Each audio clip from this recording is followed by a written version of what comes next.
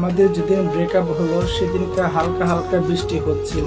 আমি তাকে শেষবারের মতো মন ভরে দেখছিলাম, কিন্তু আমি বুঝতে পেরে গিয়েছিলাম আমাদের সম্পর্কটা আর মনে হয় টিকবে না, আর কোনদিন জোড়াও লাগবে না। আমি তাকে আস্তে করে বললাম, তুমি কি আমাকে শেষবারের মতো বলতে পারবে যে আমি তোমাকে ভালোবাসি?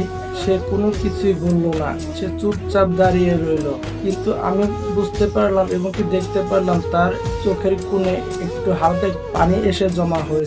সে কোনো কিছু বললো না, সেখানে চুপচাপ দাঁড়িয়ে রইলো। ভালোবাসি কথাটা সে আর বলতে পারলো না। কিন্তু ভাগ্যের কি পরিহাস, এরই মাঝে বৃষ্টি থেমে গেল। তখন আমরা দুজন দুদিকে চলে গেলাম। কিন্তু ভাগ্যের কি পরিহাস, যে দুইজন মানুষ একে অপরের পৃথিবী ছিল, যাকে ছাড়া কখনো চলতেই পারতো না, একজন একজনকে ছাড়া চলতে পারতো না, থাকতে পারতো না, কিন্তু আজকে তারা সময়ের সাথে সাথে দুজন দুদিকে চলে গেল। এরই নামে হচ্ছে কষ্টের জীবন এবং কি ভালোবাসা।